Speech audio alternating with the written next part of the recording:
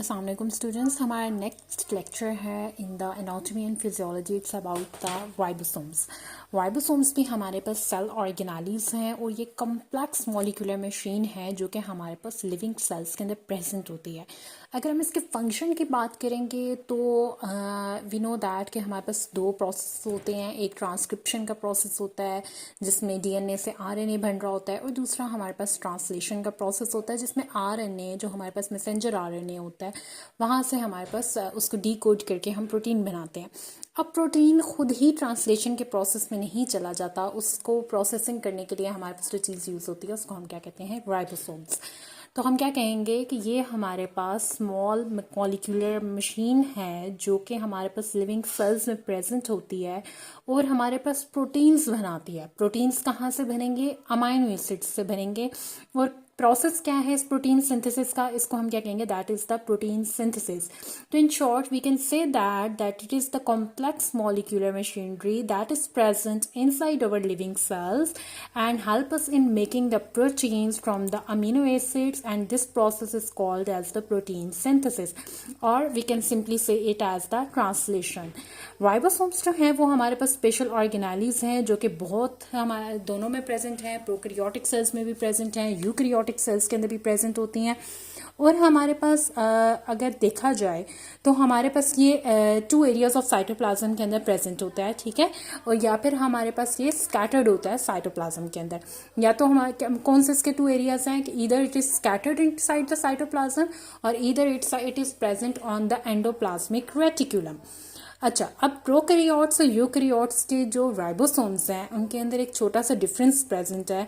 वो क्या है कि जो 70S राइबोसोम्स हैं वो प्रोकैरियोट्स में हैं और यूकैरियोट्स में 80S राइबोसोम्स प्रेजेंट हैं। ये हमारे पास इनके साइजेस हैं ऑन द सेडिमेंटेशन यूनिट के अकॉर्डिंगली। और कहते हैं कि 62% ऑफ राइबोसोम्स जो हैं वो किसके बने होते हैं? आरएनए के बने होते हैं। और बाकी जो 62% से जो हमारे पास रेस्ट बच जाता है दैट इज दी वो हमारे पास किसका कॉन्टेंट होता है? That is the protein content. हम इसकी कंपोजिशन की बात कर रहे हैं कि 62% इसमें हमारे पास आरएनए है और बाकी इसके अंदर हमारे पास क्या है? प्रोटीन्स प्रेजेंट है।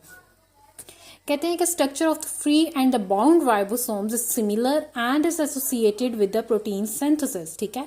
कहते हैं हमारे पास जो फ्री राइबोसोम्स के बेसिकली हमारे पास 2 सब यूनिट्स होते हैं। मतलब एक इस तरीके का सब यूनिट होगा, एक इस तरह का सब यूनिट होगा, एक स्मॉलर सब यूनिट होता है, एक लार्जर सब यूनिट होता है। ये दोनों सब यूनिट्स हमारे पास mRNA के ऊपर आके बाइंड होते हैं और हमारे पास प्रोटीन की सिंथेसिस करते हैं। ये ट्रांसलेशन का प्रोसेस कहलाता है। कहते हैं कि अगर तो ये फ्री है यानी कि ये अलग अलग जब प्रेजेंट है तब, या फिर हमारे पास जब ये बाउंड है, जब ये हमारे पास आरएनए के ऊपर मैसेंजर आरएनए के ऊपर आके बाउंड हो जाते हैं तो हमारे पास इनकी स्ट्रक्चर जो है वो सिमिलर रहती है और हमारे पास इसको एसोसिएट कर रही होती है विद किसके साथ? Process of the protein synthesis के साथ। कहते हैं अब हम देख लेते हैं नेक्स्ट राइबोसोम्स का फंक्शन क्या है हमारे पास। ये क्या करती है? असेंबल करती है अमीनो एसिड्स को।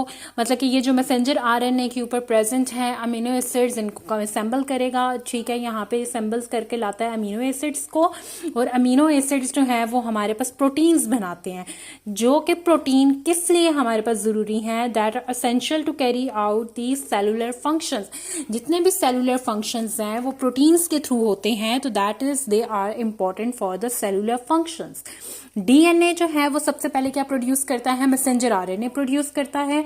क्या प्रोसेस है? इस प्रोसेस को कहते हैं that is the DNA transcription.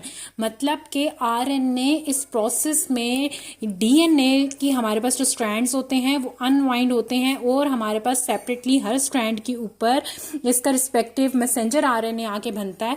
ये डीएनए के स्ट्रैंड होते हैं, ये एक एक स्ट्रैंड सेपरेट होता है, इसके ऊपर एक एक के ऊपर आके अपना इसका मैसेंजर आरएनए बनता है। इस प्रोसेस को हम कहते हैं दैट इज द ट्रांसक्रिप्शन। अब कहते हैं कि ये जो मैसेंजर आरएनए बन रहा है यहाँ पे, ये हमारे पास न्यूक्लियस में सिंथेसाइज होता है। और अब ये हमारे पास ये वाला जो प्रोसेस है ये सेल के न्यूक्लियस के अंदर हो रहा है। न्यूक्लियस के अंदर जब हमारे पास मैसेंजर आरएनए बनेगा तो ये यहाँ से बाहर आएगा, ट्रांसपोर्ट होगा साइटोप्लाज्म में। कहाँ पे क्यों आता है? क्योंकि यहाँ पे इसने आके राइबोसोम के ऊपर अटैच करके अपने साथ राइबोसोम आते हैं, फिर ये मैसेंजर आरएनए के ऊपर अटैच होते हैं और हमारे पास प्रोटीन सिंथेसिस का प्रोसेस शुरू हो जाता है। कहते हैं जो राइबोसोमल सब यूनिट यूनिट्स हैं साइटोप्लाज्म में are bound around the mRNA polymer. ये जो mRNA पॉलीमर हमारे पास जैसे ही यहाँ से आता है इसके ऊपर आके राइबोसोम बाउंड हो जाते हैं, ठीक हो गया, ताकि हमारे पास ट्रांसलेशन का प्रोसेस कर सकें और tRNA then synthesise the protein.